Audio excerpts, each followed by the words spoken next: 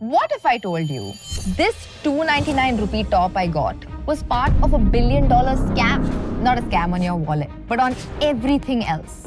This top, it's probably going to end up as waste after just a few uses. Just one more thread in the 92 million tons of clothes the world throws away every single year. And most of that waste, not recycled, not reused, just dumped, buried, burnt. Sometimes in the open air right near your neighborhood. You've probably smelt the fumes, maybe you've even got sick from them without realizing that they came from clothes like these. And before this top even got to you, it probably killed the only water source a remote village in Rajasthan or Tamil Nadu had. Just one cotton shirt takes 700 gallons of water to produce. That's enough drinking water for one person for 2.5 years. Now multiply that by billions of garments made every year. Many of them never sold, never worn, just directly turned to waste. And even when you wear it, it's causing harm in even more ways than you can imagine.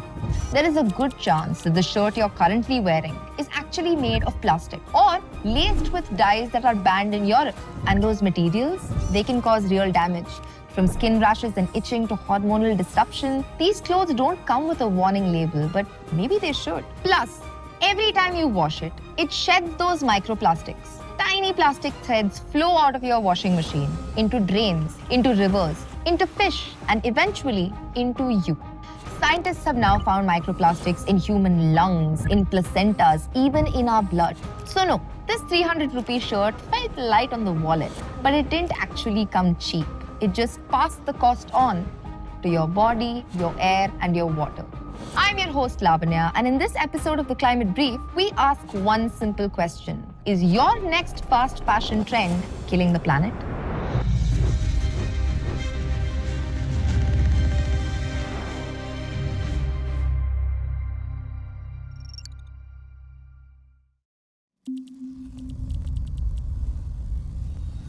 First, let's set up a little bit of context about fast fashion.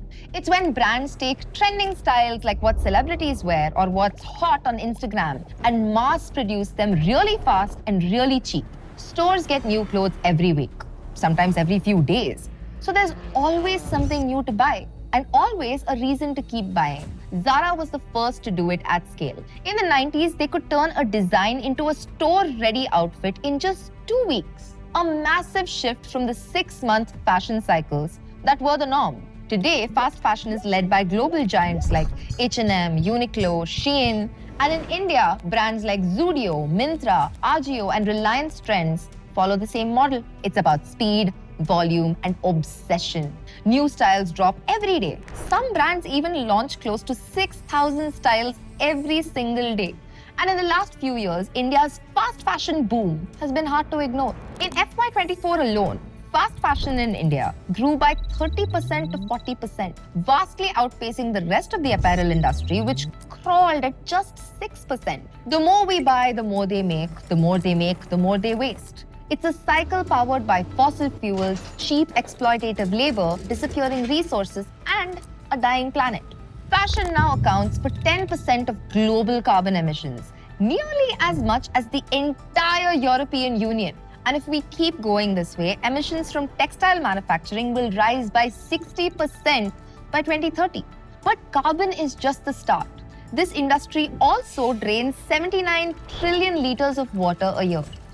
That's enough to fill up Lake Chilika 20 times. And the wastewater, it flows back, laced with chemicals, into rivers across India. Into the Noyal in Tamil Nadu, the Bandi in Rajasthan. Look at the Buddha Nala in Ludhiana, which empties into the Satluj. Once a source of drinking water, now a toxic stream choked by the city's dying industry. And from these rivers, it finds its way back to us. Into the water we cook with, into our homes, into our children's drinking bottles. And what's making them toxic? The dyeing and finishing stages of fast fashion production. They alone cause 36% of the industry's pollution impact. That color on your cool, hip tee, it might have cost someone their drinking water. And here's something most people don't realize. The PET bottle you drink water from, the petrol in your car, and the t-shirt you're wearing, they all come from the same source, fossil fuels. Over 60% of our clothes are made of synthetic fibers like polyester and nylon. Just washing your clothes releases 500,000 tons of microfibers into the ocean every year. That's like dumping 50 billion plastic bottles into the sea, quietly, invisibly. 35% of all microplastics in the ocean from our laundry. And finally, there's the massive amount of textile waste. The world now produces 80 billion new garments a year, a 400% spike from just 2 decades ago. But the average person wears each item 36% fewer times before tossing it. Globally, 85% of all textiles end up in dumps. Even in India, we generate over 7,800 kilotons of textile waste annually. Most of it is low quality, unused, unrecycled.